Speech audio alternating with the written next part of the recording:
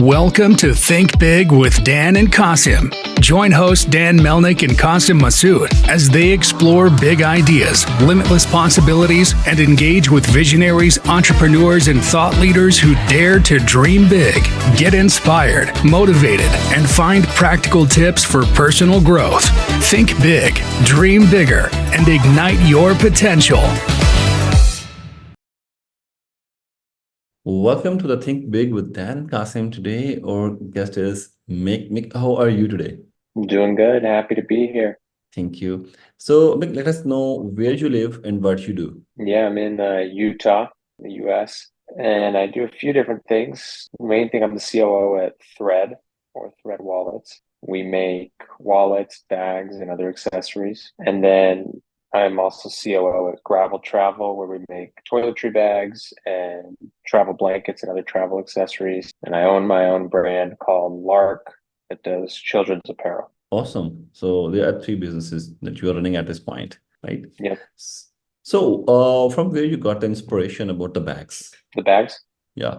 I mean, you carry things. I mean, we all carry things with us every day, and that can take a lot of different forms.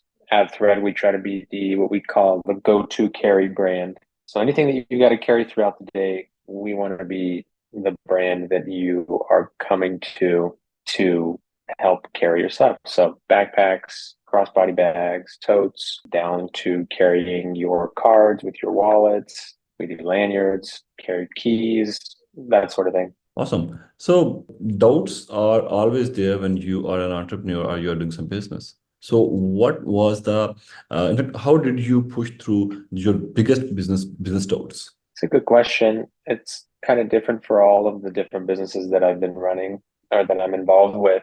Mm-hmm. Thread is the main business. Gravel, I work with them fractionally on through my consulting company, and then Lark is owned by myself. So I feel like there's been different doubts with each business. On the Thread side, it's how do we scale this? How do we grow? I've been with Thread for 6 years, so that's where most of the experience is. I mean, there's a lot of doubts that come up. There have been different things and challenges over the 6 years of how do we scale this business? How do we go from $1 million to 10 million plus? And then Gravel is a little bit different because that's on the consulting side for me, starting out that business. For me, it was, do I really have the knowledge to consult and work with these different companies? How are we going to do this? Are they going to see through me? Am I good enough to work with them? And then Lark, which is the newest venture of them all, that one we acquired from some previous owners, and the doubts have been, can we grow?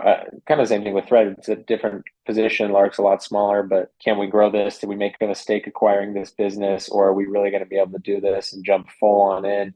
So lots of different kinds of doubts, but I think you just kind of have to go one step at a time. It's easy to look at all of the challenges and get overwhelmed, but Rome wasn't built in one day. So every day, as long as you're taking one step forward and doing the little things, like building a house, go brick by brick, little by little, things are going to take form, and I think success will come. So doubts are always there, and you just got to fight them one at a time. All right. So in terms of selling your products, I believe all of your products can be sold on internet and can be sold on retail as well. So what is the ratio of selling these products in retail, on stores, and online? It's different for each business. I'll talk to Thread specifically because Thread's the biggest one, and Mm-hmm. Thread is the only one that is web and retail. We are probably right now, probably a pretty even split, 50-50 between, when I'm saying web, that's Amazon, our own website, and then retail being selling into wholesale partners. And then we have some of our own retail. So it's probably a pretty even split altogether. And that's been good for us. We've seen that the two balance each other out a little bit. All right. So how you're marketing your businesses? Because at this point, now there are two type of marketing, essential marketings in this age. One is offline marketing and the other one is online. So online marketing is getting tricky day by day. So how you are handling it?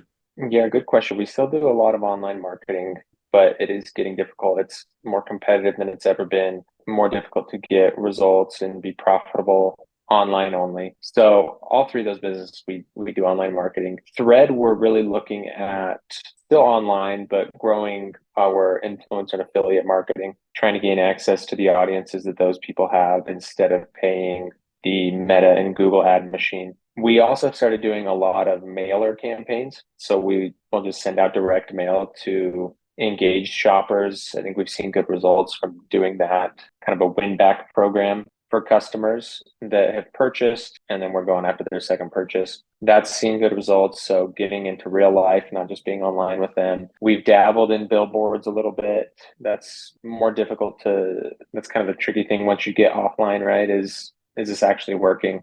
Are we seeing a lift in sales because of this campaign? So we're still figuring it out. We've been digitally native for most of our life. So right now it's just testing out different things, putting our chips on different offline marketing avenues and seeing what pays off for us. All right. So, what was the funniest moment in terms of challenges? Maybe you have faced these challenges in the start or maybe now. So, what was the funniest moment while facing the challenges? Funniest moments, a good question. My early days at Thread, because I do a lot of the operation stuff when it comes to and like inventory management, demand planning, that sort of thing. My early days when I was still learning, I mean, I still am, but was very young. I made a lot of mistakes. One of those being we used to do phone cases, and I ordered so many phone cases we had to take a loan out from our founder's father-in-law to be able to afford our inventory because I had made some form of miscalculation and it kind of put us in a rough spot. But looking back on it, it's funny to think about. We joke about it quite a bit, but that was a funny thing. I mean, different challenges. There's always just so many. I think of things with suppliers and different issues that we run into. We had a shipment of wallets seized it was about a year ago that we needed pretty quickly. It was a couple months ago, actually. We had a shipment seized because of an anti-terrorism flag or something like that. It was a shipment of wallets, and I'm not exactly sure how it was probably a random check, but we kept joking around about how our wallet's going to be terrorizing the world. Kind of a funny thing there, something that sucks when it happens, but there's not all that much control over it. You kind of just have to go with the flow. Who knows why our shipment got flagged from an anti-terrorism task force and delayed for weeks because it was being inspected. But yeah, we were joking about that for a while. Awesome. Yeah, obviously there's no reason that wallets can be terrorizing unless your wallets are big enough to carry a gun. Yeah, that was a funny thing. So we'll joke about that here and there. There's a lot of All stuff that right. just happens day to day. You got to be able to laugh it off. Yeah, obviously. So, in terms of your short-term goals, what you're looking to do in next 3 to 6 months? Next 3 to 6 months, I mean, as a business on the Thread side, we're looking to continue diversifying our marketing channels, figuring out what's profitable and trying to write things out. It's been from companies I've talked to the last couple of years have been a little bit difficult on the D2C online world. So we're trying to crack the code there of how do we return to the good old days of 2020, 2021, the COVID boom. We saw a lot of success there and things have evened out a little bit and we're trying to get the next thing. We've also got a lot of good products coming out. We're really trying to double down on different types of bags, different silhouettes to see what resonates. We've redefined our customer and are going full speed ahead there. So got a lot of good momentum. I would say on the gravel side as well. We're launching some new products within the next 6 months or so. And, just continue to test out what we're doing. Lark, we're looking at new products. There's a lot of just constant development going on across all three companies to make sure that we're giving our customers the products that they want from us and finding the best way to get their attention through the marketing that we're doing. All right. So, how do you differentiate your bags and wallets business from the others in the market? At Thread, I'm speaking a lot with Thread because that's really the main thing that I'm working on right now. With Thread, it's in the prints that we do. That's one way of differentiation. So we have been bringing life to a somewhat boring category of wallets and other accessories for a while now. We have great prints, great designers in-house. And then as we're getting more into bags, we're still innovating on print, but it's more the materials that we're using, making sure that our silhouettes have some form of differentiation. With form, we try and take a backpack, for example. Backpacks, I mean, there's so many different backpacks. You could be you could be only somewhat differentiated, but we try to add different hits to the product to try and tie it together with the rest of our product offering. We feel like that's a pretty good way of differentiating. So with the backpacks, for example, and those are launching in about a month or so, how do we add features that allow it to enhance the use of our other products? So a lot of our products will have like a D-ring that you can clip your wallet onto or your lanyard, and trying to bring the whole trying to kind of have a cohesive product ecosystem is helpful for us, and showing people this is how you can use this tote with the wallet that you maybe have already purchased or purchase them together. We feel like that's a pretty good way of differentiating from our competitors, is with the full product ecosystem and allowing those to work together. All right. So in terms of competition, do you compete with your competitors in terms of pricing as well, or you think this is a really secondary thing?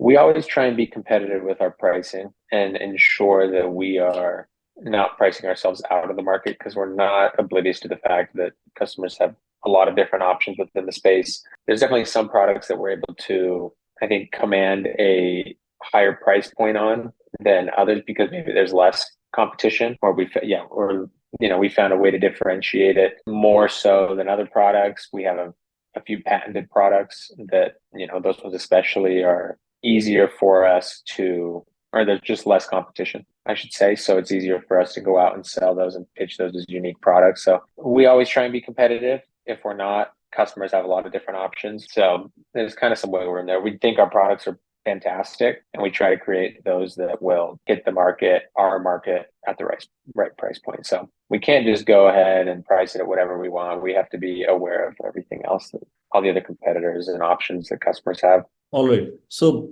do you retarget your existing customers, or you keep your focus on the new, on acquiring the new customers? Yeah, we do retarget our existing customers and try to incentivize repeat purchases, mainly because it's much more expensive for us to go out and get new customers. All right. Any idea like what is the ratio of recurring customers? That's a good question. I think we're somewhere between 30 to 40% are That's a new, good or sorry, are percentage. returning. That's a good percentage. That fluctates. Awesome. That's a good percentage, in fact. And in terms of acquiring the new clients, how do you think like how the new client can be acquired more easily, from online marketing or from the offline marketing? It's a great question. I'm not even sure of that at this point. We're still trying to find a good way of tracking the offline marketing. It's easier for us to see a number for online. Difficult to say exactly which one's better. An example of that, like offline marketing, we didn't even talk about, is we are in a lot of accounts, retail accounts nationwide. Mm-hmm. We're acquiring a lot of new customers that way, but we're sort of blind to how many new customers we're acquiring that way, because we're not the ones selling and capturing data. So it's a tough question. I'm not exactly sure the answer to it. Yeah, obviously. I wish I knew. Yeah, obviously, for the answer of this question, you will have to do a lot of research on it. Yeah, Obviously. definitely. So, how do you measure the success of your business? How do we measure the success of the business? I mean, revenue and profit are always pretty general. That's the easy answer. How much money are we making? I think also, are we enjoying it? Are we enjoying working within the business? That's big. We at Thread specifically, we try and create and maintain a culture of just of enjoying work while we're here. We've got a great team that is enjoyable to be around, and that's what we want. It's not all about the numbers. The numbers are important. We're running a business to make money at the end of the day. But if we're not having fun, what's the reason for it? Or, if we're not enjoying it, maybe we're not always having fun, but we're enjoying it and we're learning. And at the end of the day, we're proud of what we're doing. So that's important, being proud of it and creating something that we can look back on and be happy with in 10 years. Yeah, I believe that's a big part. If you are not enjoying your business, if you are not enjoying whatever you are doing, then probably there is some gap. There is some problem. Yeah. Okay. Yeah, I definitely agree with that. So, Mick, what would be your biggest piece of advice for our viewers? Good question. Trying to think on that. One thing that I've said before is and we kind of alluded to it when we were talking about challenges, but don't get discouraged by the long road ahead and a potential long list of challenges that are maybe in front of you or you think maybe coming down the road, just take the step and go one step at a time. You'll figure out the challenges. You'll solve things. Maybe the road that you think you're going down has a right turn that you need to make once you're down at a certain way. Just keep going. Just start walking. The road might change, it might swerve, it might turn, but you'll never know where you're going until you start. Awesome. So, let us know where we can reach you, like where our audience can reach you. If you can share all three websites of your all of the businesses, and if you want to share your social media handles as well. Yeah, of course. Thread is threadwallets.com, nice and easy. And then Gravel's graveltravel.com. Lark is wearlark.com. All really great products. And then reaching me personally, best avenue is LinkedIn. Mitch Sanders, you'll find me. I've got my profile picture and you can see the companies and everything. But it's the best place to reach me. Connect there, shoot me a message. Happy to always talk to people. I love meeting new people. And, we're all kind of in this together. Everyone's figuring things out. That's another thing I've learned that over the last little while working with all of these companies is nobody truly has it figured out. We're all taking one step at a time. And the more we can help each other, the better everybody will be. Awesome, Mike. So I really enjoyed the conversation and thank you for joining us today. Absolutely. Thanks for having me. Thank you. Have a good day. Bye-bye.